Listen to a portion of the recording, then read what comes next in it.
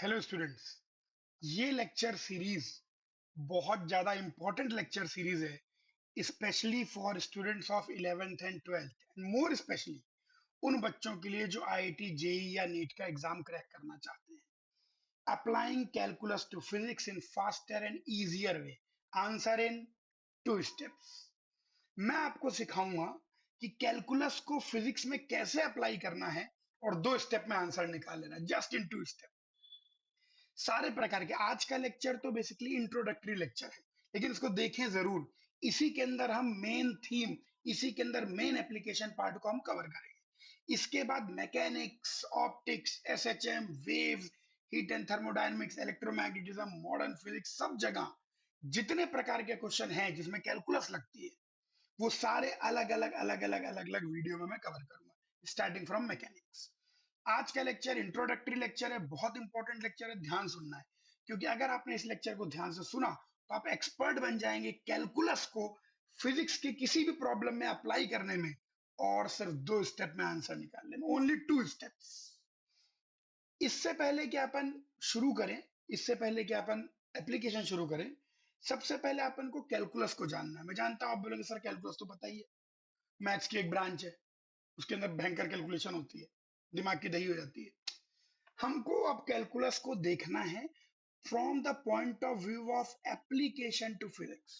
Yes, हर चीज का एक पर्सपेक्टिव होता है, हर चीज को अलग अलग एंगल से देखने का तरीका होता है। फिलहाल हम कैलकुलस को मैथमेटिकल पॉइंट ऑफ व्यू से नहीं देखना चाहते। फिलहाल हम कैलकुलस को केवल देखना चाहते हैं उस एंगल से कि यार सर बाकी बात जो फिजिक्स के क्वेश्चन में कैसे लगाएंगे। तो कैलकुलस simplest terms में is that part of mathematics which is used in calculation when continuously varying quantities are involved। जब भी कोई चीज लगातार कंटिन्यूअसली वेरी करेगी ना, तब हमको लगानी है कैलकुलस। अब इसको एक छोटे से एग्जांपल के थ्रू मैं आपको समझाता हूं, बिल्कुल ध्यान से देखो।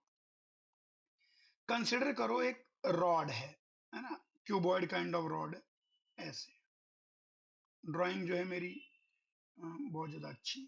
ये रॉड है, इस रॉड की लेंथ मान लीजिए एल है, इस रॉड की ये विड्थ मान लीजिए डब्ल्यू है, और इस रॉड की हाइट मान लीजिए एच। अब मैं बोलूं इस रॉड की डेंसिटी अगर रो है, तो आप इसका मास निकाल दीजिए, density mass per unit volume. तो आप बोलोगे अरे सर आईआईटी की तैयारी कर रहे हैं, लल्लू क्वेश्चन मत पूछो। मास हो जाएगा डेंसिटी इंटू वॉल्यूम, और मैं तो खट से निकाल दूंगा, डेंसिटी रो कांस्टेंट है, वॉल्यूम कितना, length into width into height. Sir answer आ गया, अच्छा सवाल पूछो। तो अब मैं इस सवाल को अच्छा करने के लिए मैं बोलूंगा कि मान लीजिए ये रॉड ऐसे एक्सिस पर रखी है, एक्स एक्सिस, वाई एक्सिस और ये जी एक्सिस, और इसकी डेंसिटी कांस्टेंट ना होके वेरी करती है। सपोज एक्स स्क्वायर हर एक्स के साथ वेरी कर रही है। अब मैं आपसे पूछूं बच्चा अब मास बताओ, तो अब आपको थोड़ा दिक्कत होगी, और आप ये समझ रहे होंगे कि ये फॉर्मूला काम नहीं करेगा, क्योंकि पल पल पग पग डेंसिटी वेरी कर रही है। डेंसिटी किसके साथ वेरी कर रही है? एक्स के साथ वेरी कर रही है। सबसे पहली चीज आप ये समझें कि जो चीज वेरी कर रही है आपको पकड़ना है कि वो किसके साथ वेरी कर रही है, किसके चेंज होने पर चेंज होती है, किसके साथ बदल रही है। यहां डेंसिटी डिपेंड करती है एक्स पर, और एक्स के बदलने पर, एक्स के चेंज होने पर वो चेंज हो जाती है। यही इंपॉर्टेंट है। तो अब यहां पर क्या लगेगी? कैलकुलस। अभी मैंने आपको एक छोटी सी बात समझाई कि सवाल में कैसे पता लगेगा कि यार इसमें कैलकुलस लगनी है। जब भी कहीं पर भी कोई कंटिन्यूअस वेरिएशन हो, लगातार वेरी करता जा रहा है, कांस्टेंट के केस में तो मल्टीप्लाई कर देंगे, लेकिन अगर कोई चीज लगातार वेरी ही करती जा रही है, तो उस केस में हमको अप्लाई करना पड़ेगा क्या? कैलकुलस। ये सबसे पहले आपको समझना है। कैलकुलस कब लगेगी फिजिक्स में, कैलकुलस कब लगेगी साइंस में, कैलकुलस कब लगेगी? तब लगेगी जब कोई चीज लगातार वेरी करे। कैलकुलस सेकंड पॉइंट है। कैलकुलस के अंदर 2 मेन ब्रांच है, डिफरेंशिएशन, इंटीग्रेशन। थर्ड पॉइंट है डिफरेंशिएशन, जो है वो rate of change, slope of tangent, maxima, minima, curvature, इनसे रिलेटेड। इंटीग्रेशन किससे रिलेटेड है? Continuous addition of continuously varying quantities. Yes, physics के पॉइंट ऑफ व्यू से सोचिए, फिजिक्स के पॉइंट ऑफ व्यू। इंटीग्रेशन का आप ऐसे मतलब ना लेके चलेंगे एरिया अंडर द कर्व, नहीं। integration gives us addition of summation of continuously varying quantities. Yes, सब कुछ फिजिक्स में एप्लीकेशन के हिसाब से देखना है, यहाँ पर फिजिक्स में एप्लीकेशन के हिसाब से देखना है। तो इंटीग्रेशन क्या है? इंटीग्रेशन क्या देता है यार? अगर कोई चीज लगातार वेरी कर रही हो ना, तो उसका एडिशन कर देता है इंटीग्रेशन। तो integration will be used when you want to add continuously varying quantities. So integration is mainly concerned with continuous addition of continuously varying quantity. दो चीजें समझिए, कैलकुलस कब लगेगी? जब कोई चीज लगातार वेरी कर रही हो। और कैलकुलस में ये इंटीग्रेशन हमको क्या करेगा? ये लगातार बदलती हुई चीजों को ऐड करके दे देगा। इस पर्टिकुलर लेक्चर सीरीज में हम लोग कंसिडर करेंगे एप्लीकेशन ऑफ इंटीग्रेशन, क्योंकि फिजिक्स में इंटीग्रेशन का एप्लीकेशन काफी ज्यादा है कंपेयर टू डिफरेंशिएशन, क्योंकि यही फिजिक्स में ज्यादा यूज होता है। डिफरेंशिएशन के लिए अलग लेक्चर सीरीज है, इस लेक्चर सीरीज में पूरा अपन इंटीग्रेशन कवर करेंगे। आओ कुछ और एग्जाम्पल मैंने रखे हैं। ये एग्जाम्पल देखो, अगर इस लाइन की लेंथ निकालनी हो स्केल से नाप लेंगे, लेकिन कर्व की लेंथ निकालनी हो, लगातार उसका डायरेक्शन बदला जा रहा है, कैलकुलस।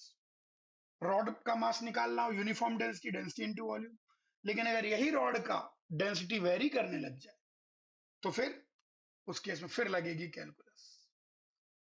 रेक्टेंगल का एरिया निकालना हो, कोई दिक्कत नहीं है, बेस इनटू हाइट, लेकिन अगर कर्व के अंडर एरिया निकालना हो तो काम नहीं कर पाएंगे, डायरेक्टली बेस इनटू हाइट नहीं, कुछ शायद लगातार वेरिएशन है।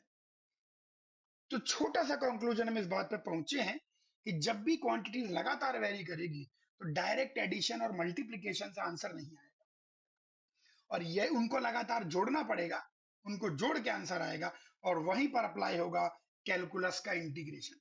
When ever somethings are continuously varying, जब भी कुछ चीजें लगातार वेरी कर रही हैं और उनके एडिशन करके कुछ आंसर आना है, तो हमको यूज करना है इंटीग्रेशन। आओ इंटीग्रेशन को थोड़ा और डिटेल में हम समझें। What is integration in its simplest terms? Integration is continuous addition. यहां पर देखिए, इसको देखिए, अगर इसका एरिया हमको निकालना हो, बेस इनटू हाइट, जब बगल वाले का, अरे इसका भी बेस इनटू हाइट, इसका भी बेस इनटू हाइट, जोड़ दो।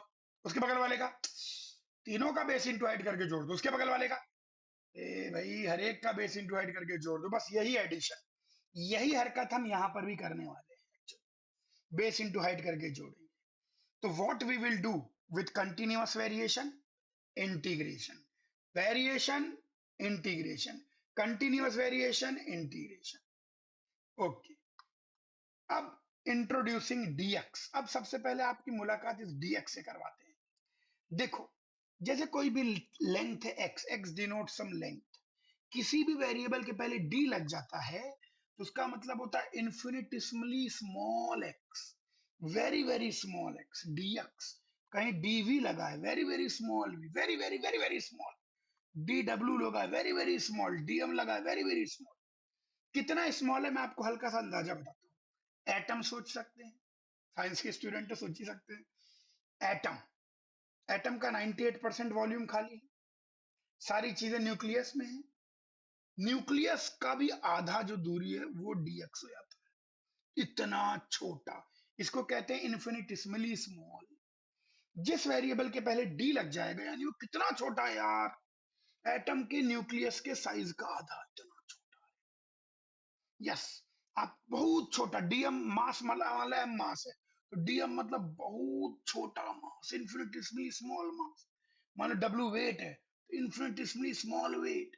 जिस वेरिएबल के पहले डी लग जाएगा, वो उस वेरिएबल की क्वांटिटी की इन्फिनिटिस्मली स्मॉल वेरिएशन को कंसिडर कर रहा है। तो dx मतलब इन्फिनिटिस्मली स्मॉल x।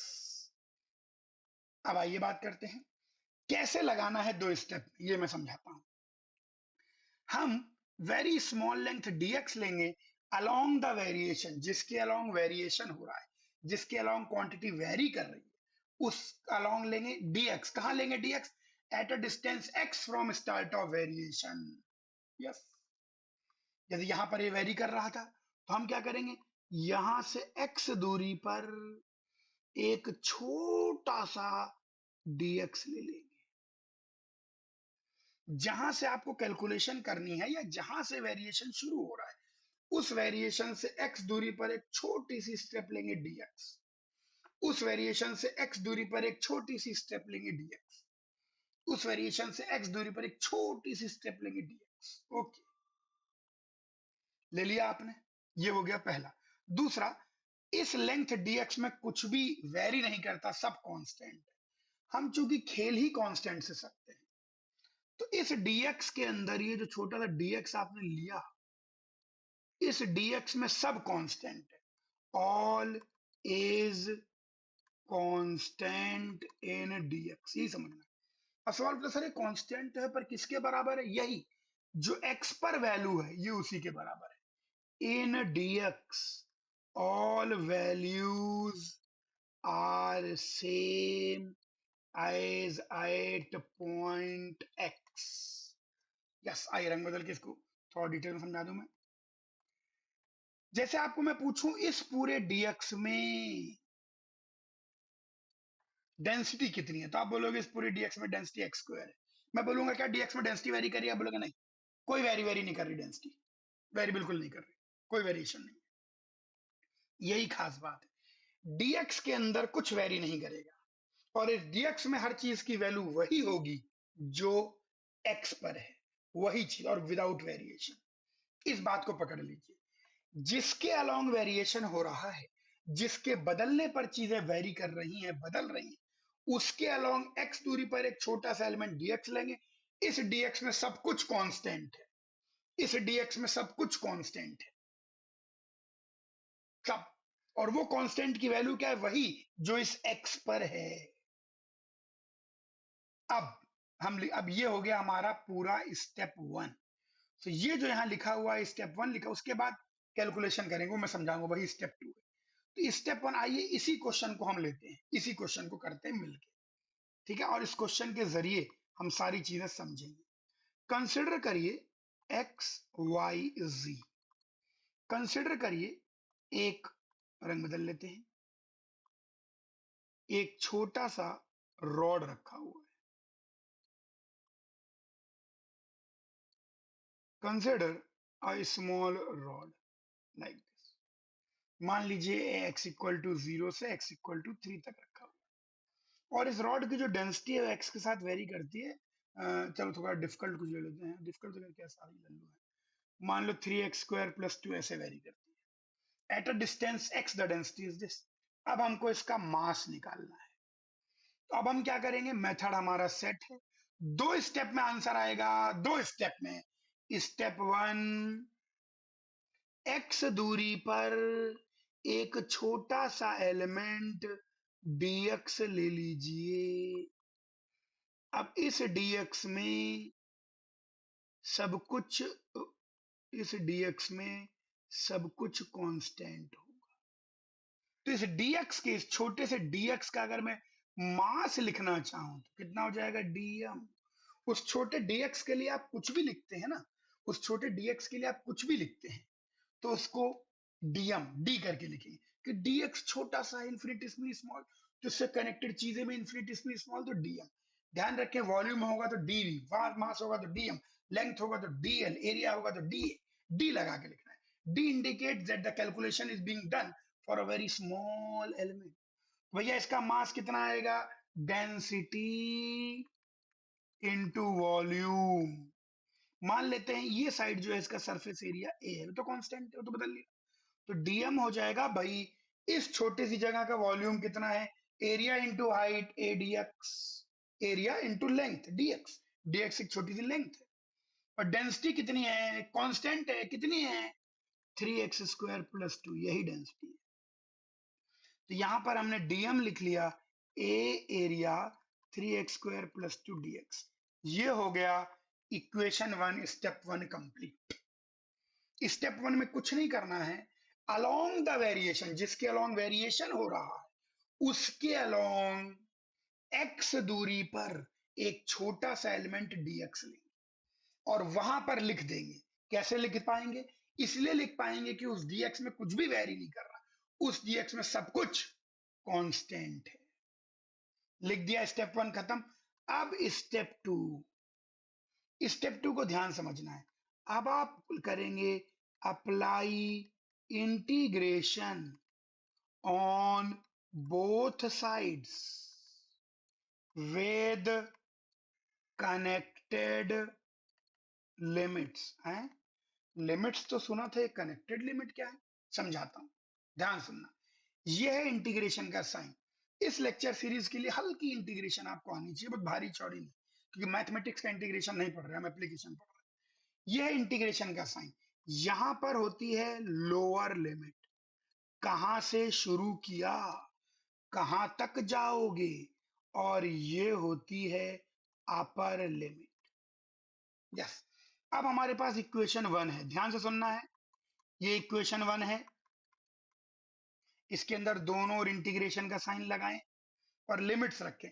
जब भी इक्वेशन में आप इंटीग्रेशन लगाते हैं ना, तो सारी लोअर लिमिट आपस में कनेक्टेड होंगी और अपर लिमिट आपस में कनेक्टेड होंगी। सारी लोअर लिमिट आपस में कनेक्टेड होंगी, सारी अपर लिमिट आपस में कनेक्टेड होंगी।